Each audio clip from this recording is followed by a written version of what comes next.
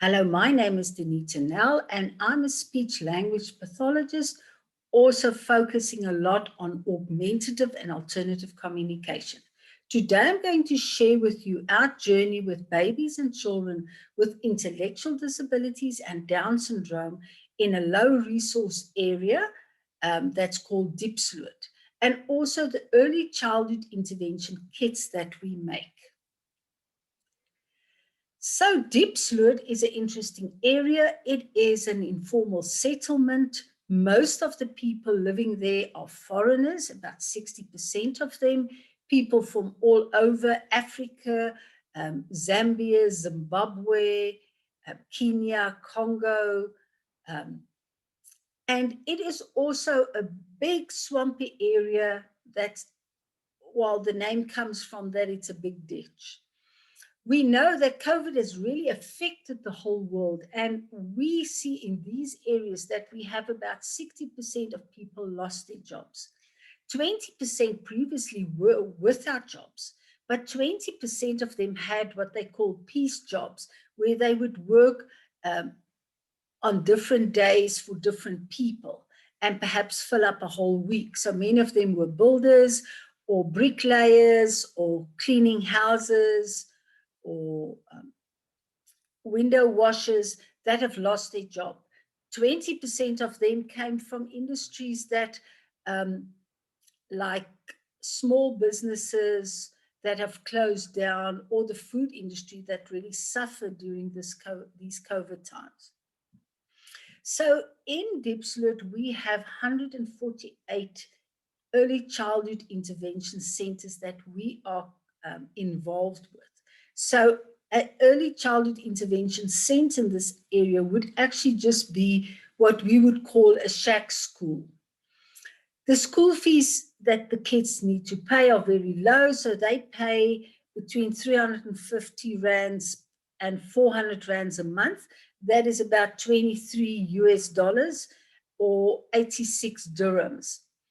The teachers or the trainers that are not necessarily qualified also earn very small salaries, and it's about 67 to 202 US dollars. That is more or less their salary per month. In South Africa, we know that children with disabilities are the most neglected group from all the children groups, according to the African Child Forum. We also see from the Progress in Reading and Literacy Studies report that is done every 5 years in quite a number of countries. The last report came out in 2016. That was done in 50 countries. And we see that South Africa rated the lowest of these 50 countries that were tested. So our education system is also challenged, despite all the other challenges. And we know, despite strong legislative commitment by our government, our resources to help children with disabilities are scarce, and access to services is limited. And there are many challenges. We also know that our early childhood intervention usually starts too late. So what are the situation for people with disabilities in our country? Between 94 and 99% of people living with disabilities in South Africa are unemployed. We have a huge disability rate of between 7.5 and 18% of people in South Africa have a disability. And that amounts to about 4.3 million people. We also have a huge unemployment rate in South Africa, and especially under our youth, where it's even up to 50% of them not being able to get jobs. The challenge also is that between 69 and 78% of South Africans live in poverty, and our children with disabilities do not have access to schools. and the statistics say it's about 600,000 of them that do not have access. We know that just getting the child to a school is a challenge. And if you look at these roads, here's a typical photo of diepsloot. It is a challenge just to travel there. And mostly when I go into those areas with my car, I have to walk most of the areas because you can't drive a car there. So who are we and what is the difference we really try and make? We are close to good. It is a social enterprise development, and our main focus is on recycling. So we recycle secondhand clothes, and we also use a lot of recyclables to make toys. And through this initiative, we help set up micro businesses, and we have 108 mothers running their own businesses with from home, from a street corner, via WhatsApp, in a very informal way. And of these mothers, 56 are mothers of children with disabilities.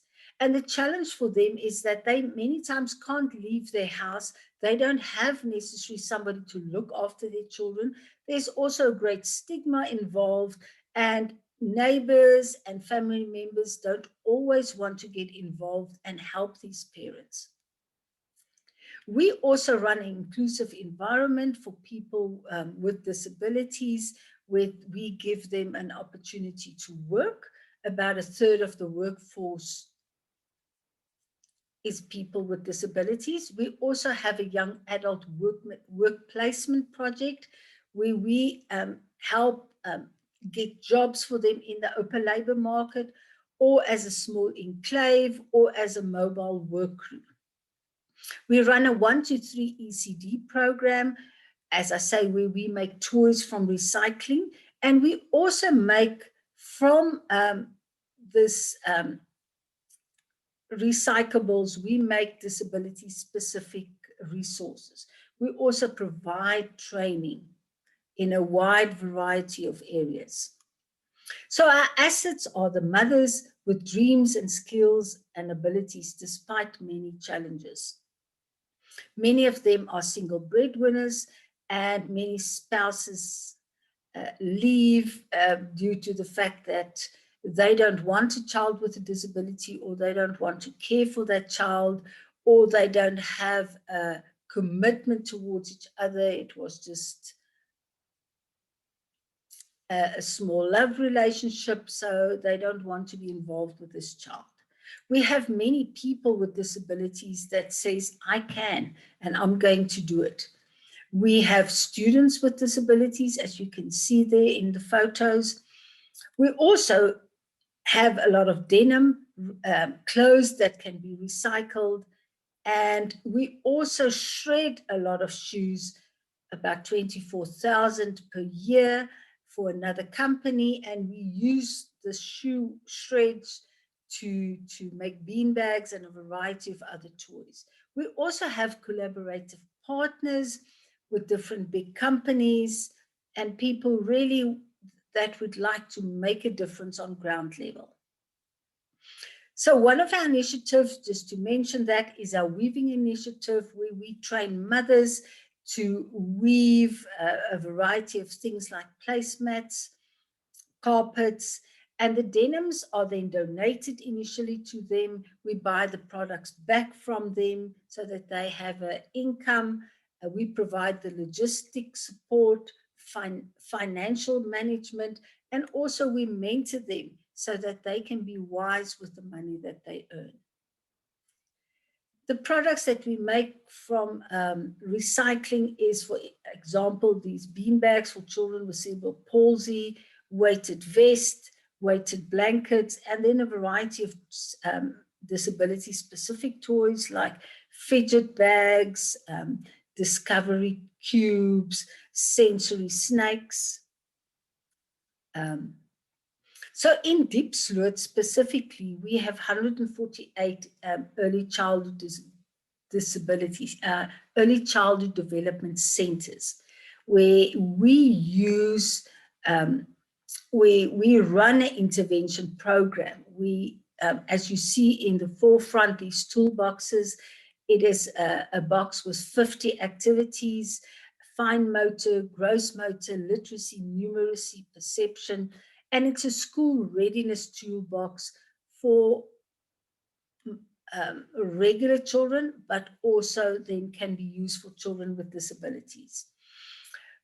You can see some of the training photos here where we make splat skipping ropes from pantyhose. We use a variety of bottle tops as a constructive play activity. And we train the ladies really to use these resources and how to put them in groups, how to use it for theme-specific activities.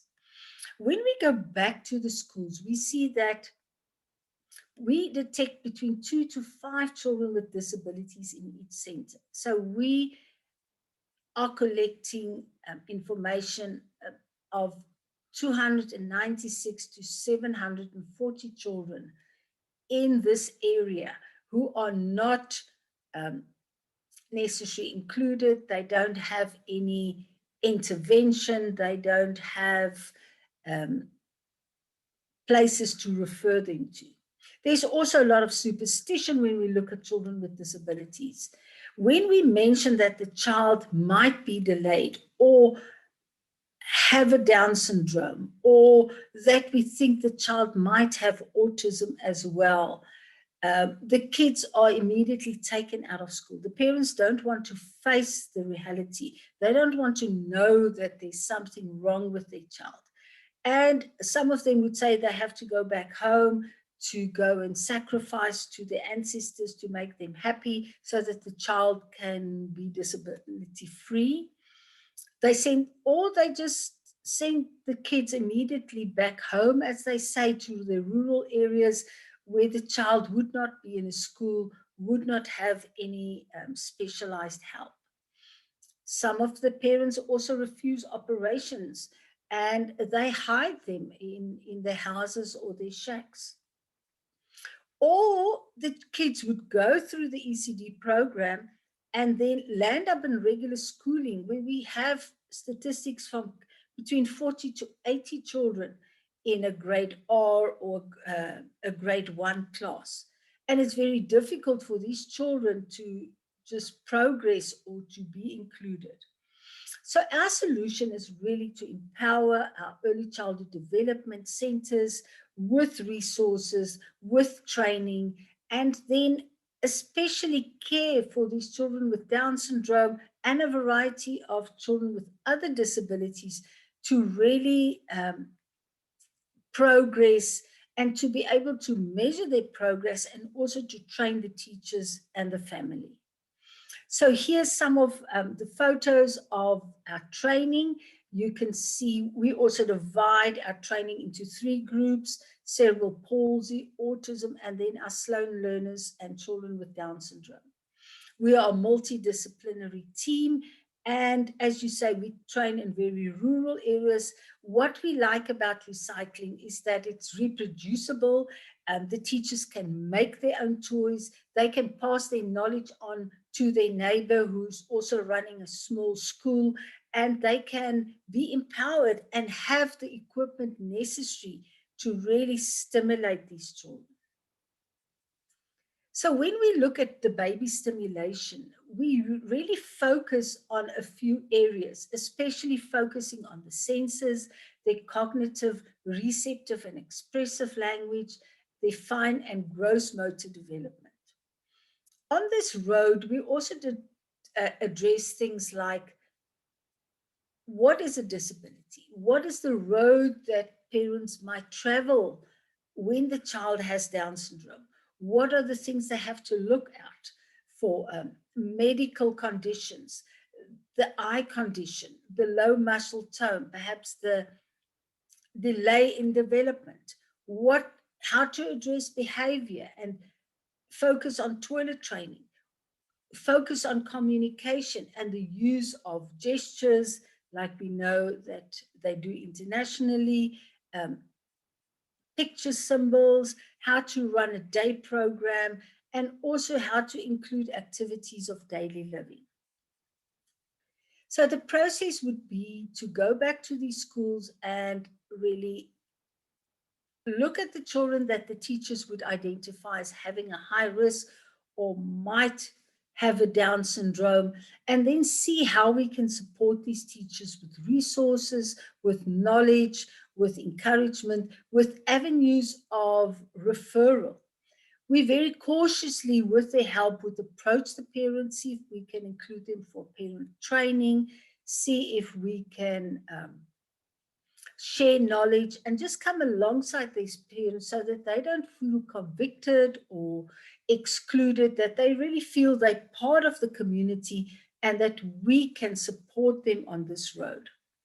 We provide a home training kit that we also train them in how to stimulate their child, how to set a program, what are the times that they can use when mom is cooking or when she's sweeping, how to include those activities in a program. Also for our littlies, for our babies, how to support them when they are very little and really make sure that progress are enhanced and that the kids would get the best possible stimulation even in these tough home situations. We try and include the parents in a support group of parents, also with partners. We try and address challenges. Partners like Africa Tikkun that work in many of our townships, they have a big NGO, also an organization called HelpLift, where we would have access to free medical care for them, help if they need specialized placement in schools. We also link them up with Down Syndrome South Africa. So here I have a session with the little one. The mom came for the first time, and just to show the mom how to engage with the child. You can see the toys there. There's a little drum, there's a shaker, there is a bottle top snake. So I haven't met him before, and just to see how I'm engaging with the child.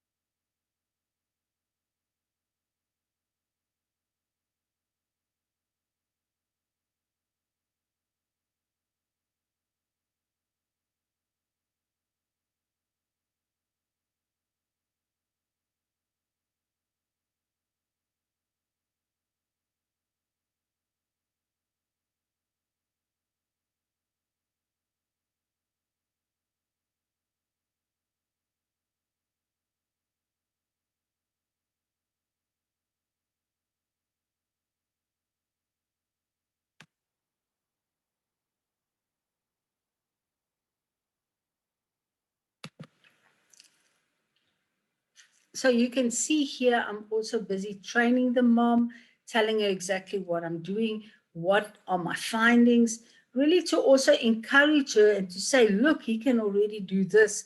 He's already reaching out at this stage. He's 18 months. So I'm really trying to encourage her to show her how to engage with him and then also provide the toys to go home. And then if she comes every month, to give her a variety of toys. Or during every training and follow-up, he would receive new toys to add to his play box. So just if you're interested in the projects that we run, you can go to close to good.